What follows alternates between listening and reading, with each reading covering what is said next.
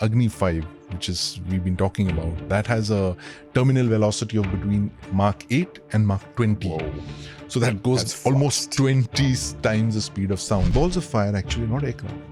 They are P-15 anti-ship missiles. Okay. They're fired by Indian missile boats that have come in at high speed, launched their missiles, turned around and gone back to Indian waters. There's no controversies about quality. There's no controversies Yeah. about delay. At least I haven't read about it. Yeah. Maybe it's not come out in the open. I'm pretty sure there must have been some disagreements at Right. some level. Right. But overall, it seems to be a fantastically successful project. So what is it about this particular project that we got almost everything right? Why did Russia never end up buying these missiles? And which begs a follow-up question. Then what did Russia get out of this joint venture? This is going to be the first weapon that you will launch on the first day of combat. So the engine is literally the heart of the BrahMos missile. I mean, it cannot fly as fast as it does without the ramjet engine, and of course the seeker. That's a very important part.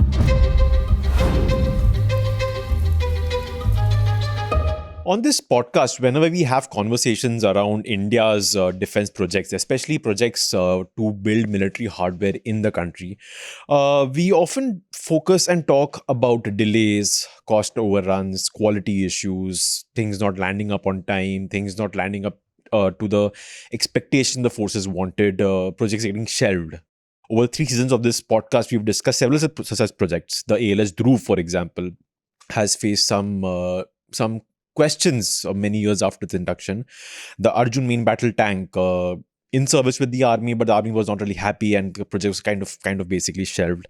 The Insas rifle, just last week we discussed that, how initially there were a lot of quality concerns with that rifle, and of course the Teja fighter jet program.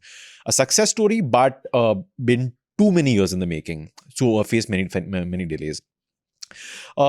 But there's one Make in India project that did not go off the rails, a project that really makes me happy and proud, the BrahMos missile project. These missiles were used with devastating accuracy during Operation Sindoor that happened a couple of months ago. To talk about how this unicorn really happened in India's defense space, I have with me Sandeep Unnithan. Hey Sandeep, hi, how are you? Yeah, I'm good, Dev. Good to be back. Yeah. Good to have you. Sandeep, so like I was saying, this is one project, this is one area of India's defense manufacturing development space that makes me really happy, that makes me really proud, that makes me hopeful that, if things are done right, they can actually be, done very, very right. So we're going to talk about that. We're going to talk about the BrahMos story and also something that I was very surprised to know of just before we began recording this episode. And I was like, damn, here goes my intro where I was going to, put praise on this project. And Sandeep has just given me something that's going to spoil that. But before we get to that, before we get to the BrahMos origin story, before we get to how we ended up going on down this path of building this missile and successfully so, I want to first get you to focus on the two broad categories of missiles that there are out in the world. You have the cruise missiles, of which BrahMos is a type, and of course you have the ballistic missiles, usually associated with nuclear weapons. But though in this day and age of war, you've seen both Russia and with the Iran-Israel conflict, you've seen ballistic weapons being used in a conventional manner, where they send it out with a conventional warhead and cause devastation. So Sandeep, explain to us what's a cruise missile, what's a ballistic missile, how do they differ in terms of the flight that they take, and in terms of the devastation that they can cause. Yeah, sure. Great. Good question to begin this discussion with, Dave. And it starts with, of course, where else? The Second World War, where you have the Germans who've pretty much invented every piece of military hardware there is. They started with, a need to project ordnance on target at extended distances, and they went to rockets and missiles when they wanted to strike at Great Britain. So they came up with two weapons. The first one is called the V1, which was a cruise missile, which is basically an unguided aircraft, with a turbofan engine carrying a warhead and precisely steered to target, right? So it's like it was called a variety of names, a doodle bug and, all of that, because of the sound that it made, the droning sound that it made, right? So that was a cruise missile. Now, a cruise missile is something that flies entirely to the target. It stays in the atmosphere. Right. It is powered through the entire duration of its flight, from the launch to the target, right? It is powered by this turbojet engine, and it's usually subsonic. and it falls on the target, it destroys the thing. Carries a warhead. A ballistic missile is something that would be, it's a rocket that goes into space, it goes into low Earth orbit, and then it comes back, and it is not entirely powered all the way to the target, because what it does is it essentially free falls onto the target. It uses gravity and then comes down at tremendous speed. Depending, the longer the range of the missile, the faster its descent is. So, for instance, the Agni 5, which is we've been talking about, that has a terminal velocity of between Mach 8 and Mach 20. Whoa.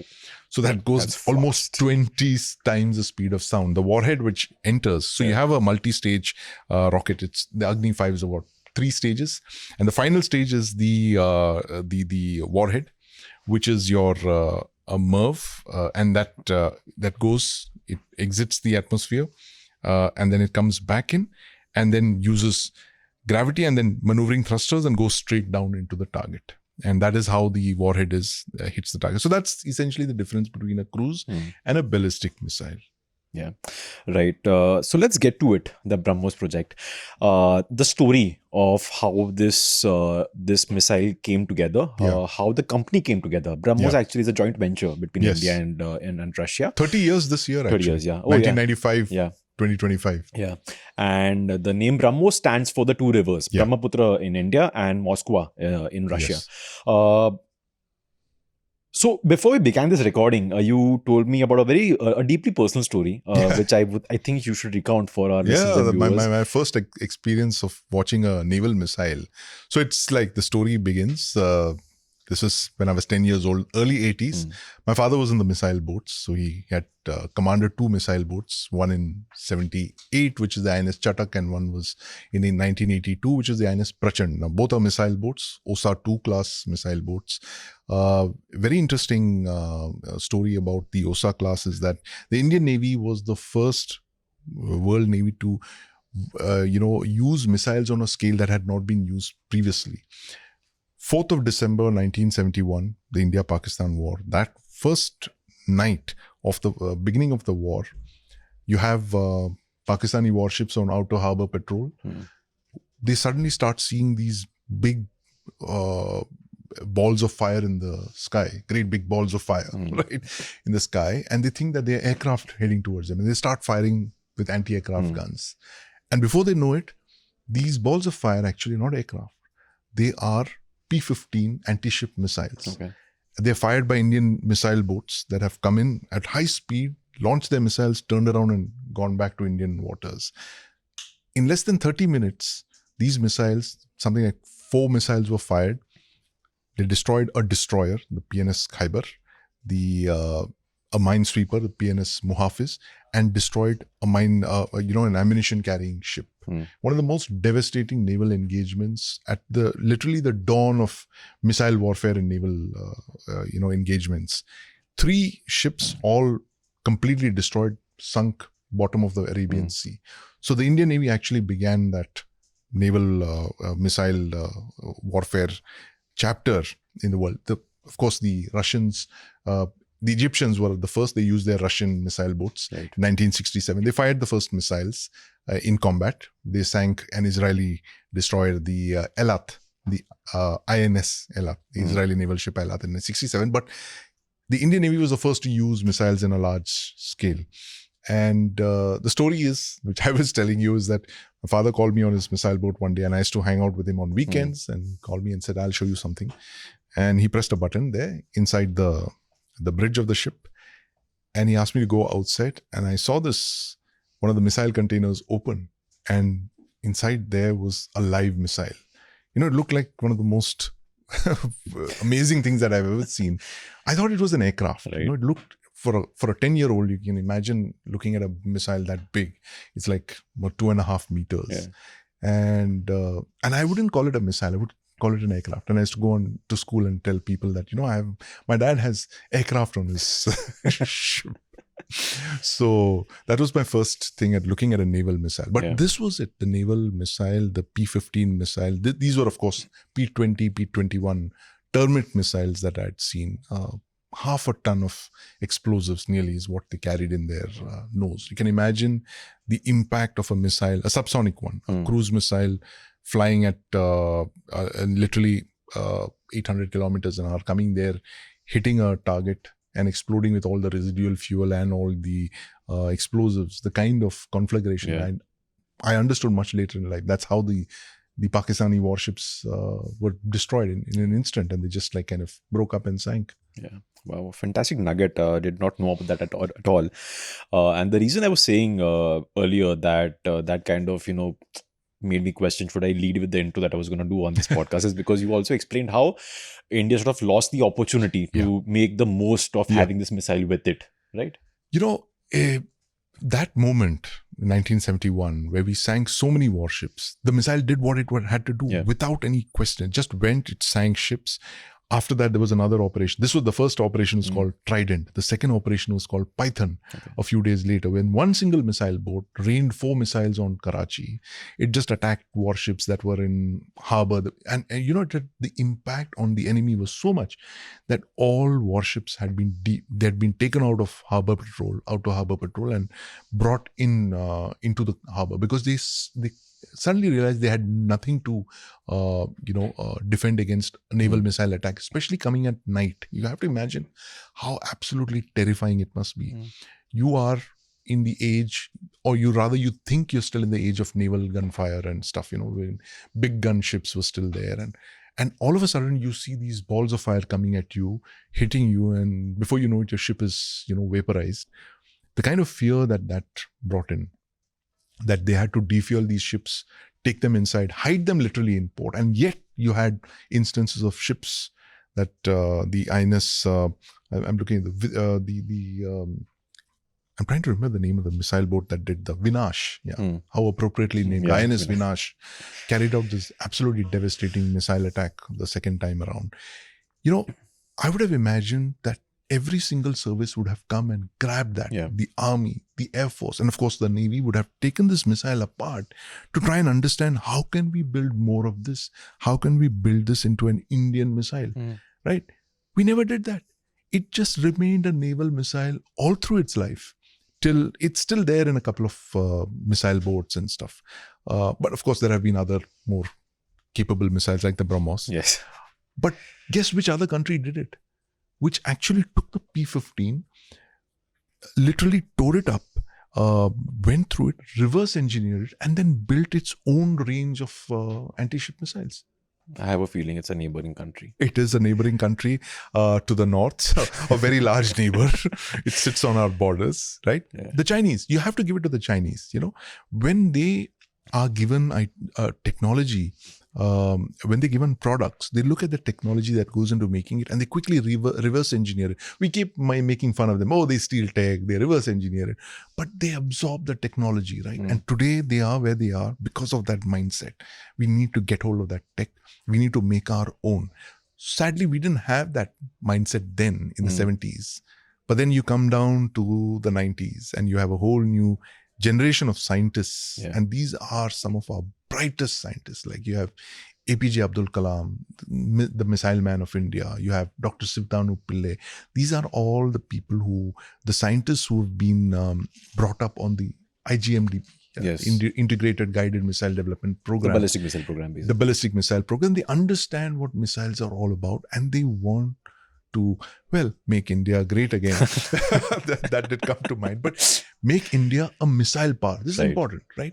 You're looking at one mindset which says that, we must have, aircraft, we have this, which is right. I mean, the services are right in what they're doing. But you have another mindset which says, why do you need manned aircraft? Why do you need warships? Why do you need tanks? When we can do all of this with missiles, all of this and more with missiles, right? So this is the different thinking that this new breed of scientists brought in from the IGMDP school, I call it, the DRDO's IGMDP scientists, fantastic scientists like Dr. Agarwal, the Agni, the developer of the Agni, the PD of the Agni, Dr. Kalam, of course, the overall listing, Dr. Sivtanu Pillai, who's the BrahMos man, who identified the BrahMos as our potential first strike weapon. So that's how this story changed in the 80s and 90s. Right. And correct me if I'm wrong, the BrahMos also initially was meant to be a naval missile, if I'm not wrong, correct? Absolutely. So it began as something to be built for the Indian Navy, went to the Army, and finally to the Air Force, which took a lot of jugaad, by the way, if I'm not wrong, because I think you had to attach it to the... jugaad. I don't like that word, jugaad. Yeah, but you get what I'm saying. We'll come to that a bit later, the Air Force, because that's the combo that was used during Operation Sindoor, is what we know from government sources, that it was the fighter jets of the Indian Air Force that fired the BrahMos, and not really the land version, is what we are told. But we'll come to that. So, Sandeep, the big question then for me is that what is it about this project that we got almost nothing wrong? Because, you know, the jitna maine pada hai, it's like clockwork precision. You had your test happening successfully, so more or less. There's no controversies about quality. There's no controversies about at least I haven't read about it. Maybe it's not come out in the open. I'm pretty sure there must have been some disagreements at some level. But overall, it seems to be a fantastically successful project. So what is it about this particular project that we got almost everything right?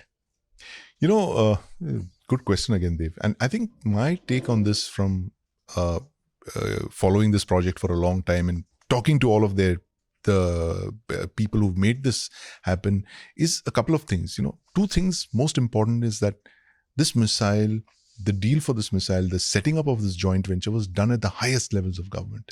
It was done at the intergovernmental level for the Russians, which is like President Putin talks to first Prime Minister Vajpayee, and then, of course, you know, successive prime ministers. So it's done at the very highest level. Right, which means that there is no level above that. Right, that of course there is God above, but on earth you have the heads of government who steer the project, and every time there was a roadblock, the scientists, the project teams had direct access to the very top.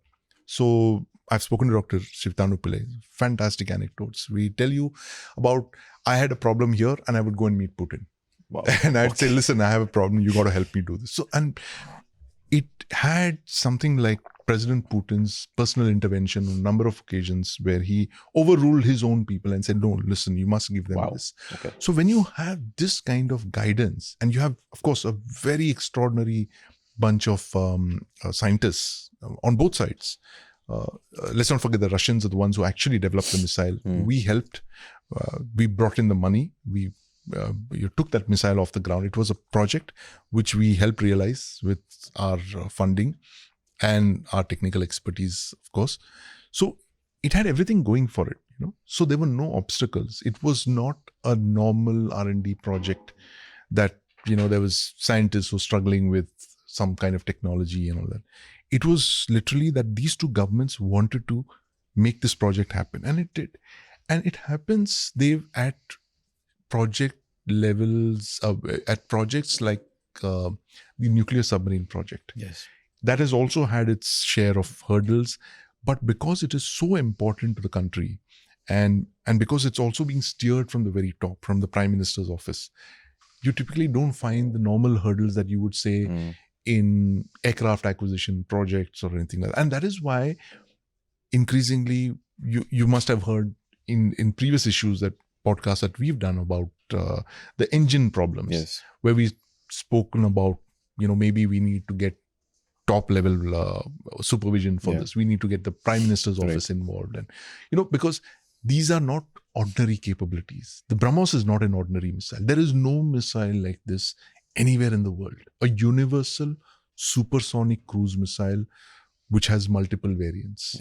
No country in the world has it today, not even the Russians. They have different missiles for different purposes, but not the same missile for multiple uses. You know, so when you understand the capabilities of a missile and how important it is for your armed forces, then the doors automatically start opening and problems dissolve.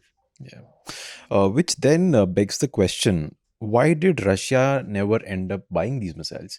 And which begs the follow-up question, then what did Russia get out of this joint venture? Well, see, for the Russians, it was, firstly, the Russians have a large arsenal of missiles. They've also used the BrahMos. They have the original version of it called the Yakhant, which is the export version of the Yakhant is called the Onyx. The original version is called the Onyx.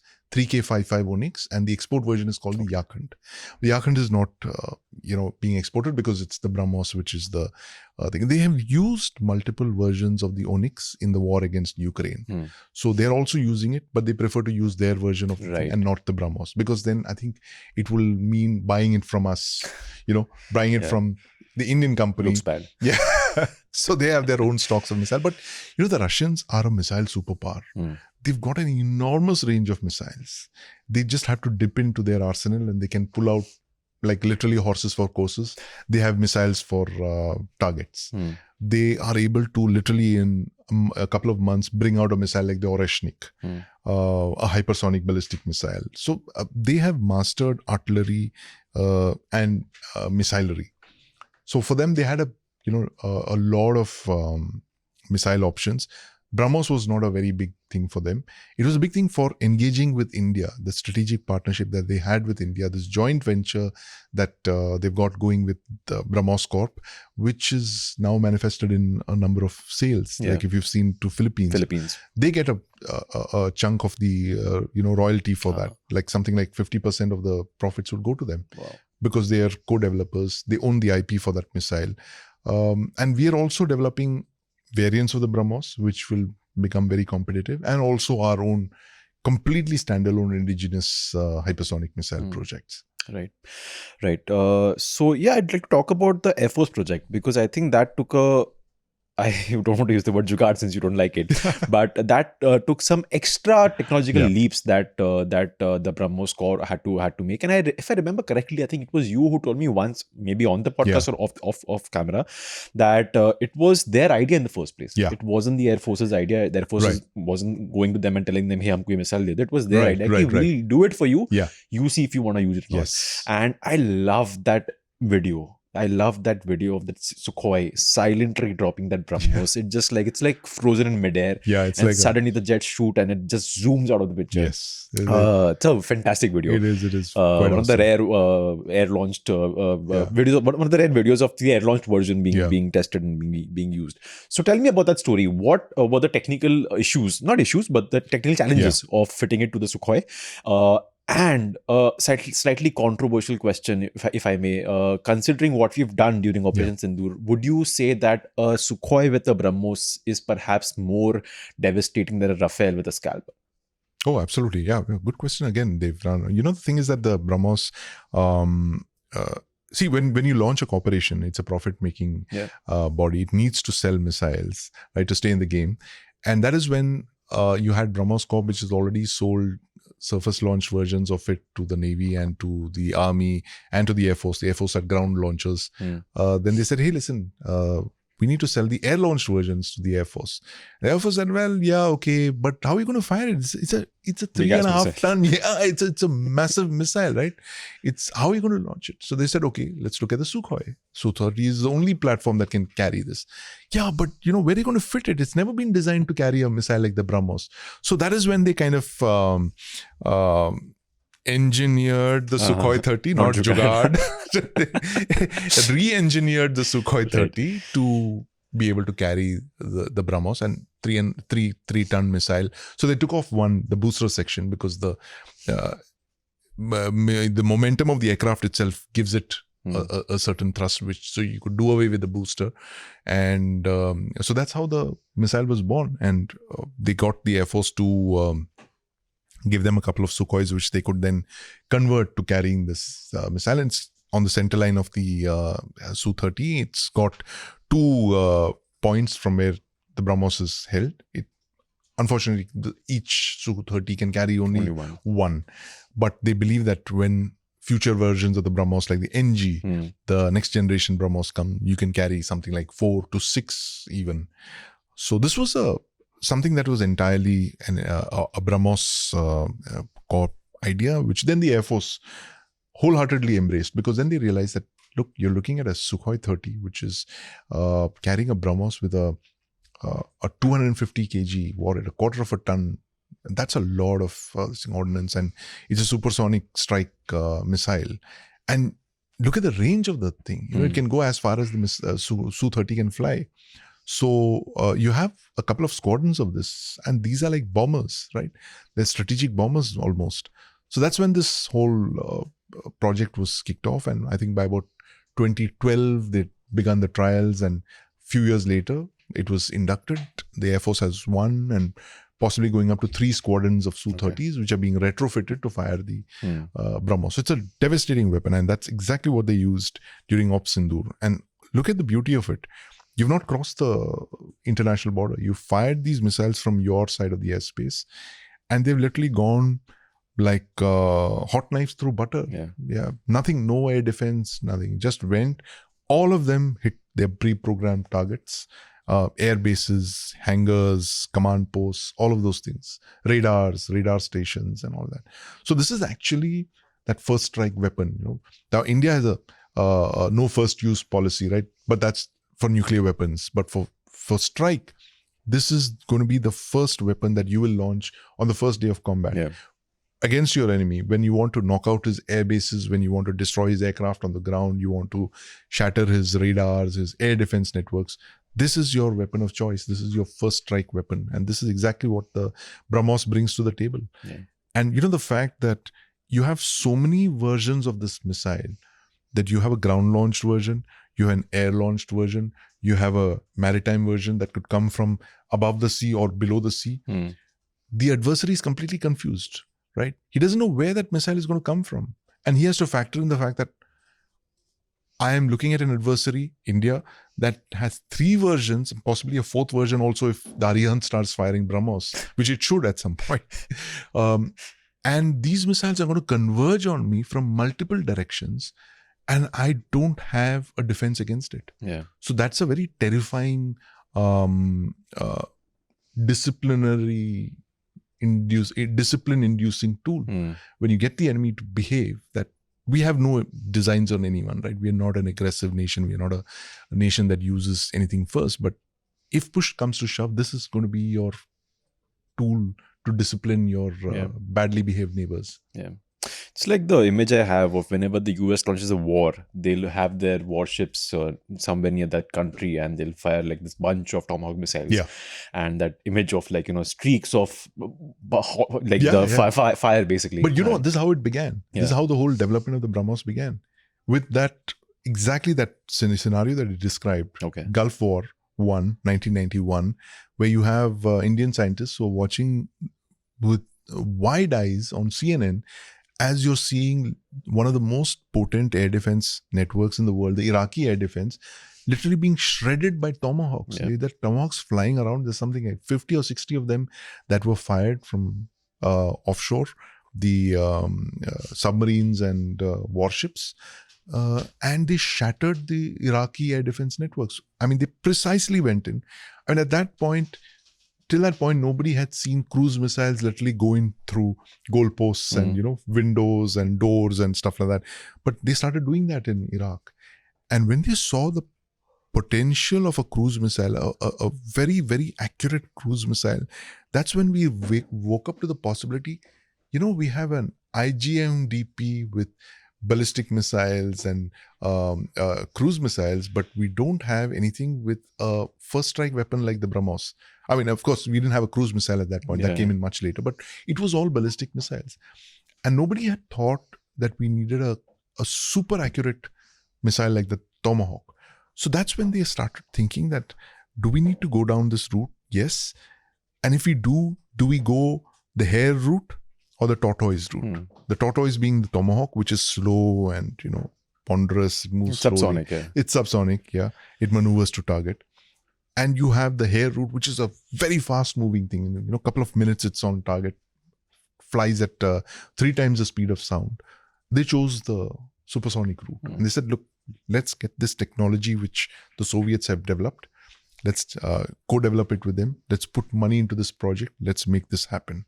And that's how the BrahMos was born. So it's actually the Iraq war, the 1991 Desert Storm that actually set off that storm in the minds of the Indian scientists and got them to think about, we need to have those missiles. Right. We'll talk more about this, but after a quick break. This is that particular time where you realize that your bowling attack was not good enough, even with Jasprit Bumrah being a part of it. Like you could not pick up 20 wickets. That is how you win test matches, right? You pick up 20 wickets, and for picking 20 wickets, you have to pick the right bowlers for the right conditions. See, this coaching setup is like the weather department. Bolega, today rainfall will happen. It will not happen. 100% it will not happen. But what Australia taught us was, if Bumrah was not there, you're bust. Bumrah or bust is what. Prasidh, oh my God. Prasidh, I saw a meme on social media which said that Prasidh's economy in tests is equal to Bumrah's economy in T20s. According to you, what is the right combination? Now, what do you mean by what will it do to his confidence? Was he not thinking about his confidence while bowling that shit bowling lineup? Welcome back, Sandeep. I now wanted you to talk about how the BrahMos was used in Operation Sindoor, specifically the last day of fighting that led to the cessation of fighting between the two sides, because like you were describing, India managed to hit their airfields, their military bases with precision that was like, it was seen on the satellite imagery where the exact building where those planes were kept, the exact center line of the runway, that's like precision of next level. Two runways, intersection point of two runways where you knock out both runways. Right. So I want your thoughts on, one, why was it that we chose to use the Sukhoi and BrahMos combo? Because this is something I think the three operation chiefs had said in one of the press conferences, that it was the air launched version that had been used, and not so much the land version. Why did that happen? Second, how did it all go down? Because unlike with some other controversies that we've had about, did India lose? I mean, it's fairly known by now that India did lose fighter jets. How many, we don't know yet. Questions about weather wreckage, etc. There has not been a single claim of a single BrahMos being shot down. There has not been a single, even a fake photo of a BrahMos wreckage being in Pakistan somewhere. All you have is the proof of the strikes itself, and that's about it. So my question being, how did these missiles manage to penetrate Pakistan's air defense? Though technically speaking, it's not the first time it's happened. There was an incident a couple of years ago where it accidentally ended up in Pakistan. Was not traced by the Pakistani. It was launched accidentally. It flew to its target. Exactly. So take us to that night when the military was in, hyper super alert, and they planned this mission to launch BrahMos at the Pakistani sites. What must have that been like? I think it was basically a response to the way Pakistan was targeting civilians along the international border and the LOC, and I think that is when a decision was made at the highest levels to launch the BrahMos, because this is the one weapon that there is no answer to. The enemy cannot intercept this weapon. Okay. So all you have to do is to pull out your targeting folder and start drawing up the list of targets, whether you want it to be 12 or 13 or 20 or 50, or there are plenty of missiles. It is how many targets you want to hit to send the message to Pakistan.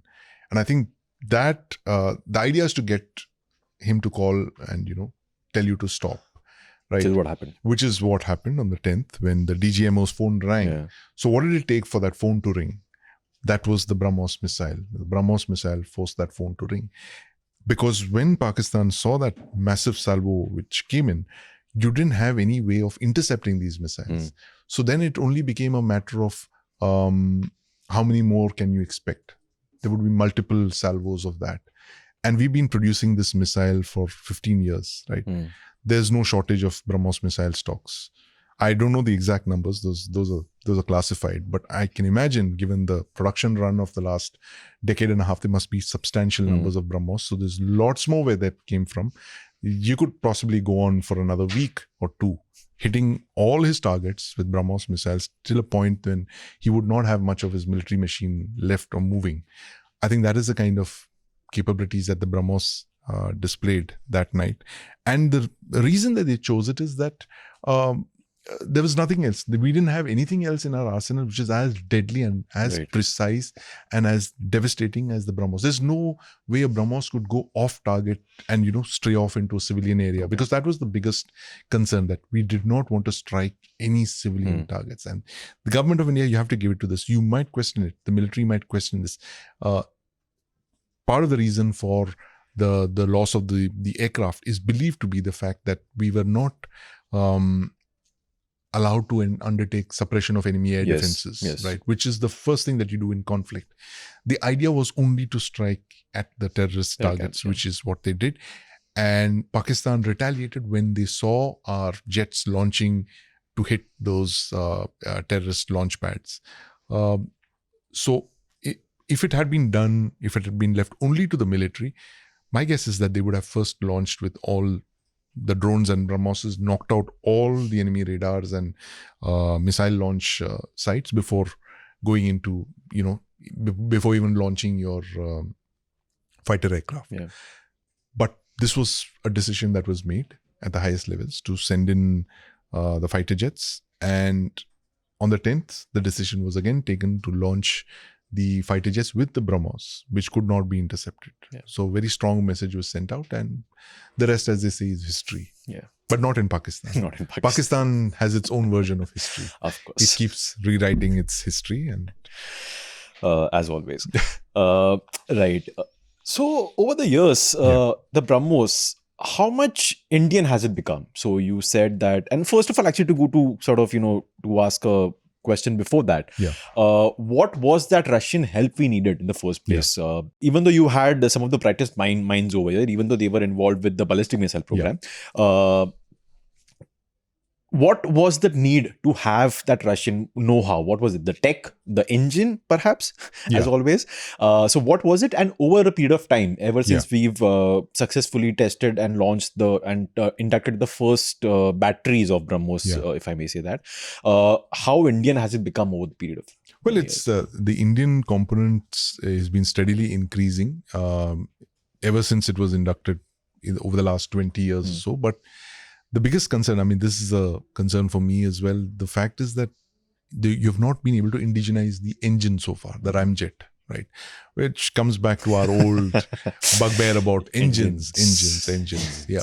So the engine is literally the heart of the BrahMos missile. I mean, it cannot fly as fast as it does without the ramjet engine. And of course, the seeker. That's a very important part of the missile. These two things are Russian. Can you explain the seeker as in the one that the seeker is, exactly what homes into the target. Right. It's a radar seeker. It's a very, very advanced piece of technology, which is again Russian in origin. But we are getting there. And with the hypersonic missile, for instance, the DRDO's hypersonic, which is entirely indigenous, we are developing our own missile, which is actually faster than the BrahMos. So that is going to be a proof of the pudding. So, quickly, if you're looking at the evolution of Indian missiles, 1971, we are a client state. We buy a lot of P-15 missiles. We use them, but we don't reverse engineer them or do anything with it.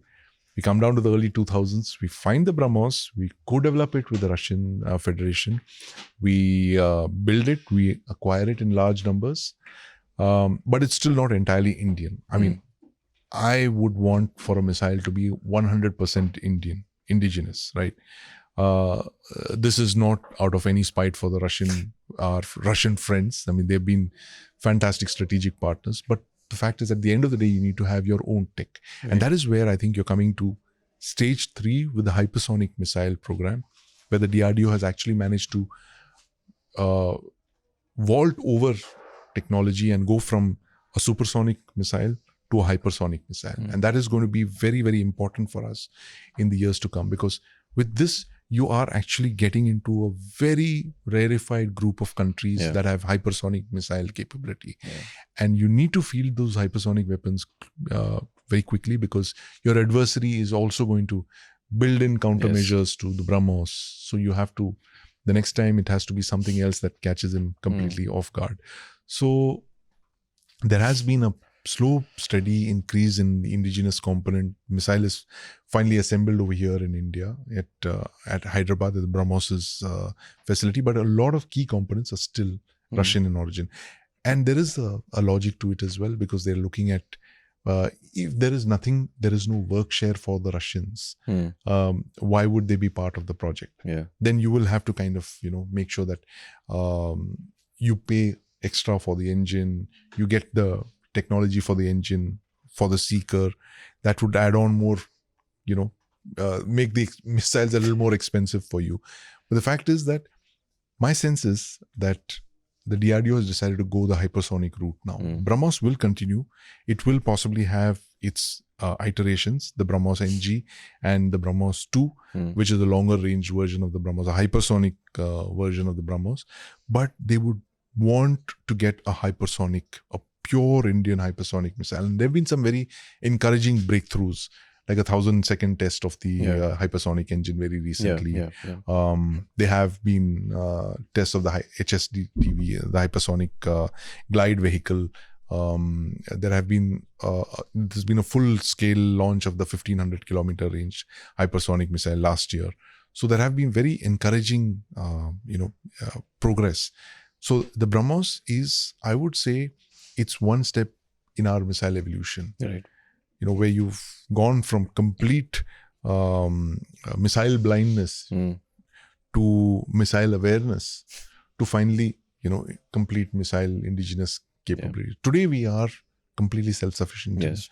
Missile, we can build any kinds of missile we would be able to build. Radars, we're still getting there. But with missilery, I think we've come of age. Yeah. But just sort of an extension to your point, how does it work when it comes to the IP over here? Because, so, for example, is India allowed to use the experience it has had with the BrahMos development for its other missiles, the ones that you were just talking about?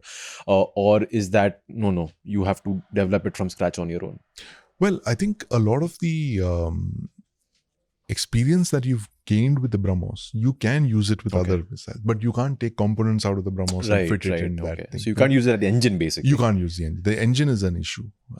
But I think if you bargain with the Russians hard, convince them about what needs to be done for India's own missile capabilities, I'm sure they'd listen. And there is a very high level India-Russia meet that's scheduled very shortly, a couple of months, possibly September, when President Putin is coming here with a big basket of missiles and submarines and technology and all of that. So it's for us to ask for all of these things, and I'm sure they would consider this in the spirit of India-Russia strategic partnership. Especially when India has sort of been one of those rare countries in the world not to take sides in the Russia-Ukraine war, and has been sort of in the middle path.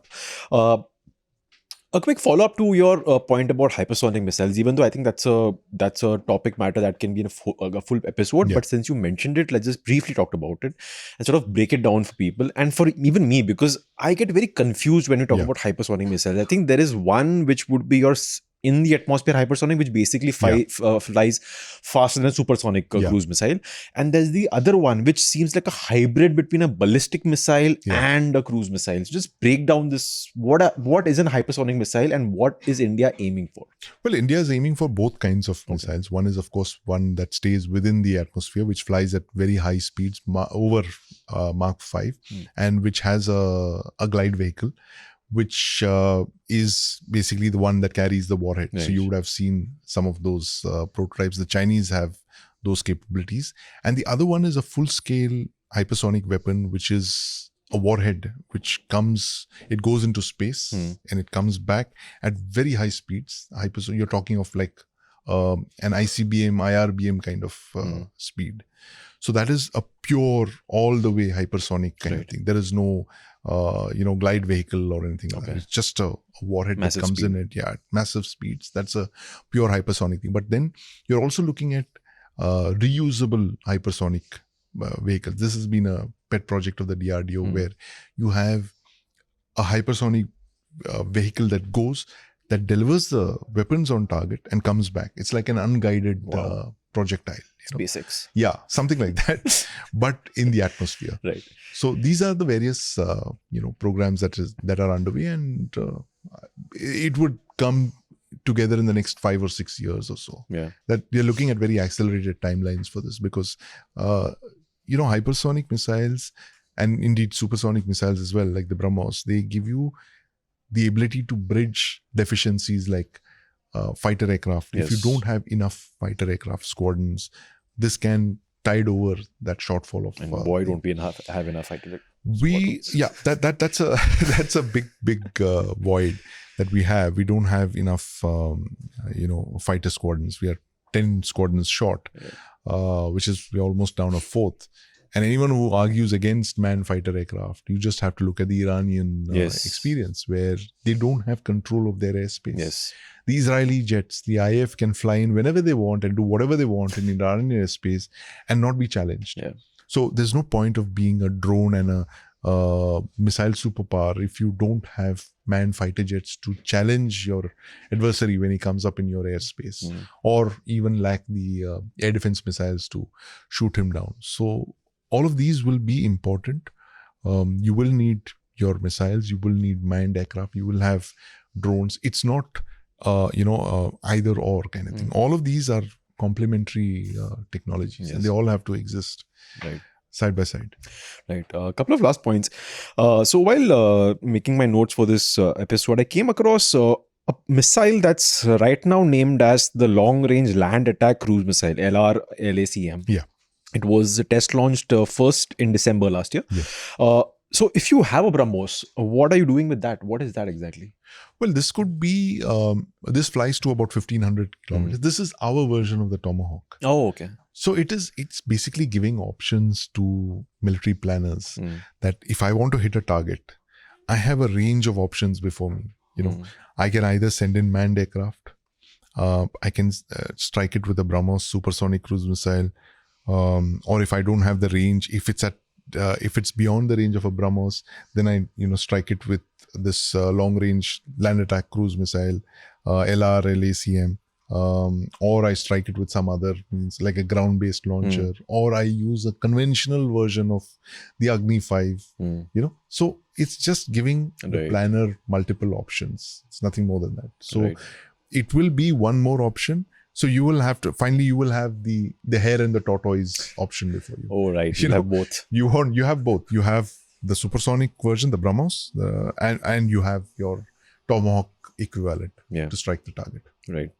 One more point on this. Now this is something that has never been officially talked about. But if you were to go on to defense forums on online, especially websites like Reddit, you'll have a lot of people, defense geeks and nerds, just speculating about this, talking about it, that the BrahMos actually is nuclear capable. India has never admitted that, has never said that. So your thoughts on the technical aspect of BrahMos being able to carry a nuclear warhead? But technically it can be retrofitted to fire a nuclear warhead. It's entirely possible, but they decided from the very beginning, the planners decided at the very inception of this joint venture not to put a nuclear weapon or a nuclear warhead into it. Because then what happens is that it cannot be used as a tactical weapon. Or it can't be used as a first strike. Because when your adversary sees a nuclear supersonic missile coming at him, he thinks it's a nuclear. Right. Yeah. So there is that uncertainty that they wanted to avoid, which is why they, right from the beginning, they said this is going to be a pure tactical weapon. There will not be any strategic variant of it. There's not going to be either or. There's only tactical weapon. But the flip side of that is that when you're talking of ICBMs, IRBMs like the Agni 5 being modified with a conventional warhead, then you have a problem there, right? So then you will have to kind of make the use case for it to say that, look, I will also employ this, but only in a case when I have my back to the wall and I literally have no other way of taking out a larger adversary. This is not meant purely for Pakistan. This is also primarily meant for China, when you don't have the ability to take out any high-value Chinese targets using tactical weapons, using non-strategic weapons. We don't have bombers. Our fighter aircraft literally will have to fly one-way suicide missions to strike targets deep inside China. So this gives our warfighters an ability to hit targets at extended ranges inside of China, especially deep buried fortified targets of the kind that they're building along the LAC. So that's the kind of thing. But thing is that, to answer your question, from the beginning, BrahMos was always going to be a tactical missile. That was a decision they took. Sure, they can, re-engineer it to carry a nuclear weapon or nuclear warhead, a compact nuclear warhead. But why do that? You have so many other, you have so many other weapons that you can do. You have the Prahar, you have the other the K-15 Shaurya. You have several other land-based missiles that fly near hypersonic speeds that can carry nuclear weapons. So why the BrahMos? Yeah. So a quick tangent there. Is there any technology in the world that can discern whether an incoming missile has a nuclear warhead? Because what you said, No. No. So then it's quite risky what we are seeing in the Russia-Ukraine war and what we saw with Israel and where ICBMs were used with conventional warheads. IRBMs were used with conventional warheads. Yeah. So that's quite scary then if the enemy can't. There is no way of telling whether a missile has. You can at best predict from the trajectory of the missile. You will actually. I mean, there are missile launch sensors that tell you about the launch of a missile by an adversary, but you cannot tell literally until the point of impact that it is a conventional warhead or a non-nuclear gun. So that's a kind of ambiguity. It's actually a bit scary, if you look at it.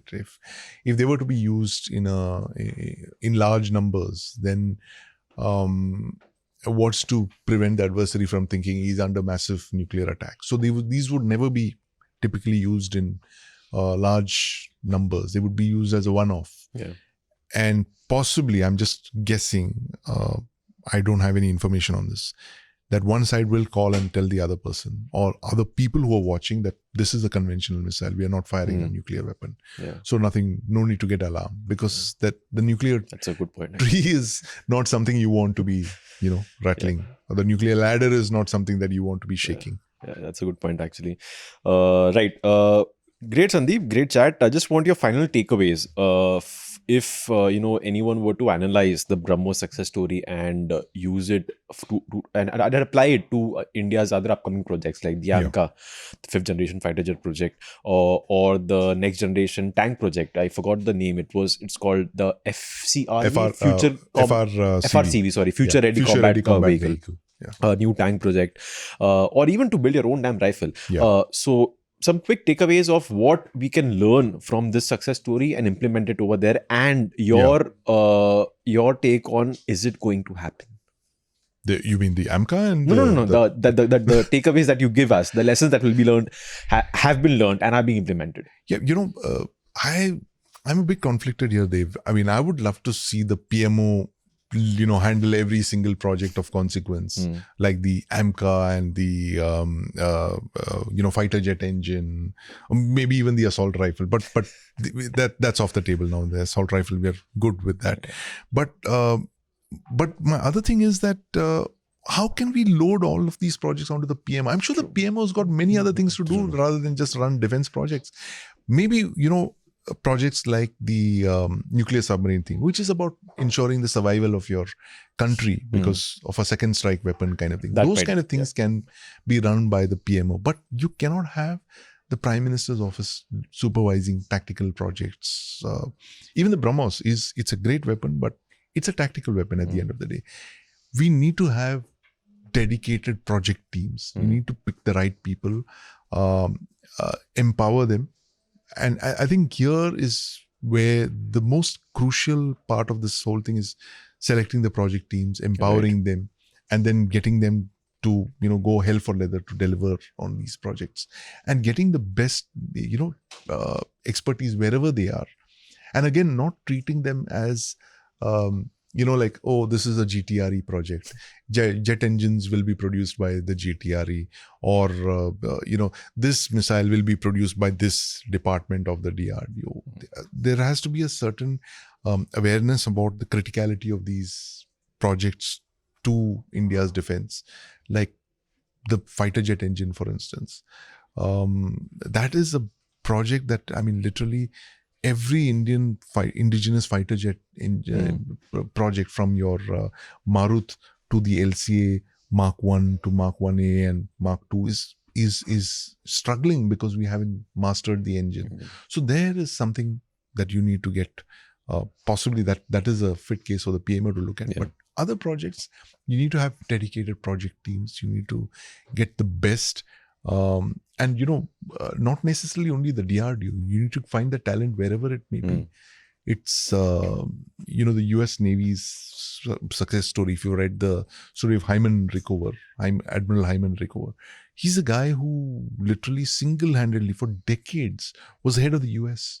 Nuclear propulsion project, and he ensured that the United States is where it is today in the kind of ballistic missile submarines it has, nuclear powered attack submarines it has, because he focused on the reactor. He went hell for leather for that. We need to find these champions. It's always, at the end of the day, it's always about the people behind this. It's not so much about the hardware and the technology. Those hurdles can be overcome. Right. If you have the right people, they will find the answers to all your problems. Yeah. And that has been the case in all of our great success stories, including the BrahMos. Yeah. You have visionaries like Dr. Pillai and people who followed him into the BrahMos after that. But of course, he had to do a lot of the heavy lifting in the initial years. And of course, Dr. Kalam. And to identify these people, empower them, and allow them to run the project teams, and then see them deliver these capabilities, which we have now benefiting from. I mean, just imagine 3 decades later, the BrahMos. What a shining example of cooperation with the Russian Federation it is, and to give you the kind of capabilities that you could not have imagined possibly. Yeah, indeed. We'll end the chat there then, Sandeep. Thanks. Great chat. Fantastic insights. It's always loved talking to you about this subject. Thanks, Dev. Thanks for having me over. And thanks to all our listeners and viewers. That's it for this week's Defense News. For more, tune in next week. Till then, stay safe, not cross any boundaries with our passport. Bye-bye.